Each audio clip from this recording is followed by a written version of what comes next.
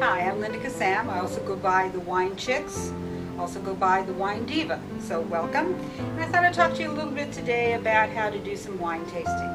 Now there's several ways you can do it, but I think probably today I'll talk a little bit about how you do it at a winery. So usually there's two ways to wine taste at a winery. One, you go up to the bar and you look at the menu and you choose from the wines you'd like to drink. There's generally, not always, but there's generally a cost involved, anywhere from $5 to $25. Depends on the winery you're at, the type of tasting you're having, the types of wines that you're having. So just understand that you're probably going to have to pay for a wine tasting. Now, the people behind the counter are very, very used to novices.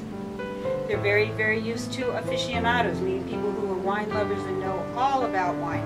You just have to give them an idea of where you're at in your wine tasting journey. And they love both ends. It doesn't matter if you're just the best wine taster in the world or if this is the first day you stepped off the bus. They don't really care, but just let them know. So let's say that this is your first time ever wine tasting. Remember, you're going to have to probably pay. You're probably going to get a souvenir glass to go home, which is nice. You can ask about that. Generally what happens is they have a menu on the counter and it'll start from dry to sweet.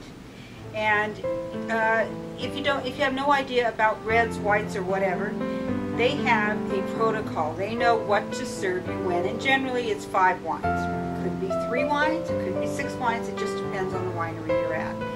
So in my opinion, if you don't know what you're doing, let them guide you. Just say, you know, I'm new at wine tasting and I'd like you to guide me. I'm really here to learn about wine.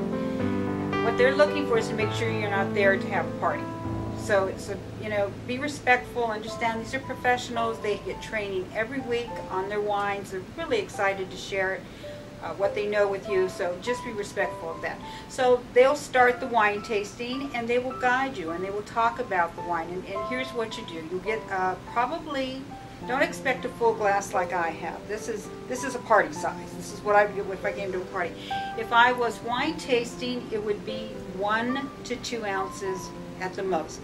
And in some states that's law, in some counties that's law, and others that's just by preference. Remember, you're going to be drinking 4 to 6 wines. If you had a full glass on each one of them, by the second one your palate would be dead. You wouldn't know what you're drinking and it wouldn't be fun for you. So again, be respectful of the process. So what they're going to pour it for you. They're going to ask about the name. So let's say in this particular sense, this is a Cabernet. This would be one of the last wines that I would be drinking because it's a heavier wine. Light to heavy, so that your taste buds don't get tired, because they do get tired if you drink a lot. So generally, you have a glass of wine. They'll put it on the counter. You generally take your hand like this and you swirl it. What you're just trying to do is trying to get the esters to come up and out through the glass. And why is that? Esters are like the smell. So here you go, doing that just a little bit, 30 seconds, 20 seconds, 10 seconds. Then I'm going to put my nose in here. And I'm going to think about what I just smelled. Now they should have on the menu, have tasting notes. Read those tasting notes and it might say you'll taste berries, cherries, some vanilla, caramel, whatever. No, those aren't things that they put in the wine. That is a result of what they call the terroir of the ground. Each wine region has different tastes. That's what makes wine so great. California wines taste different than Vermont wines. Vermont wines taste different than Hawaii wines. They all taste different. That's the beauty of wine. So once I swirl it, once I smell it, I put the glass back down.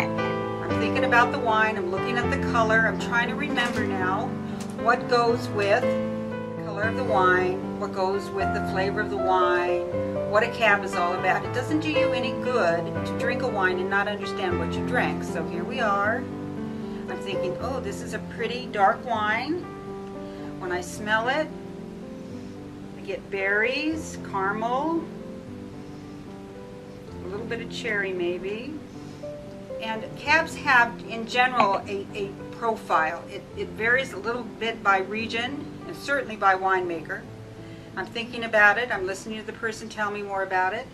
I drink it. Take a sip. Don't like take a gazillion sips. Just take a sip. Sort of throw it around in your mouth a bit. And think, now am I getting the flavors they're telling me? Not everybody can do that. You might get one flavor and say they're saying there's 7 flavors. Most everybody can get about 2. So if you're up to 3 or 4, that's pretty darn good. Take it back down, swirl it again, and you do that again and again until you finally either empty the glass or you're done with this particular tasting. As you go through your wine journey, you want to try something really fun, and that is to take a little bit of wine and do what we call a backwards whistle, because this brings out a different dimension of the wine. It tastes one way when you don't do this, it tastes another way when you do it. I'll show you how to do it. I'm just taking a little bit and I'm doing a backwards whistle. If you're in a room of experienced tasters and they're all doing the backward whistle, sort of sounds like a concert.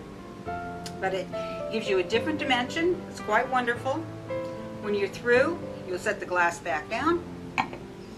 You do not have to drink every bit that's in there. You don't have to drink it if you hate it. But I would say, if you take a sip and you don't like it, try it again. Try it at least 3 times. The first taste you generally don't get what the wine's all about. The second one, so now your palate's ready. The first time it's a little shocked. The second time it's going, oh, okay. And then by the 3rd time you should be able to begin to understand the nuances of the wine. So in this case, I've tasted my cab. I've set the wine glass back. I've just pushed it a tiny bit towards the server, and I say, thank you, that was interesting, or that was good, or I didn't like it at all. They won't be offended. Trust me, they won't be offended. And it helps them understand what to do with you next. Let's say they're just giving you 1 glass to work with. What you do, there's usually a dump bucket. You take and you dump all the wine out. You rinse between reds, whites, and sweet wines. And when you're done, you've had a good time, and if you had a good time and you thought the server did a good job, go ahead and tip them. $1 is just fine. If you really love the wines, try to buy a bottle of wine. It's really quite nice. Generally, the cost of your tasting goes towards the price of the bottle. Sometimes yes, sometimes no. But show your appreciation in that way. But honestly, if the wines weren't your favorite and you're going to go do 2 or 3 or 4 more tastings at another place, that's fine. It's all good. It's all fine. You haven't done anything wrong. You don't have to slink out and go, gee, I should have bought something. No, they understand that. And you may find after you go to 2 or 3 others that actually this was the best wine, and you will be back, and they understand that. So anyway, happy tasting. Hope you learned a little bit. Hope to see you again soon.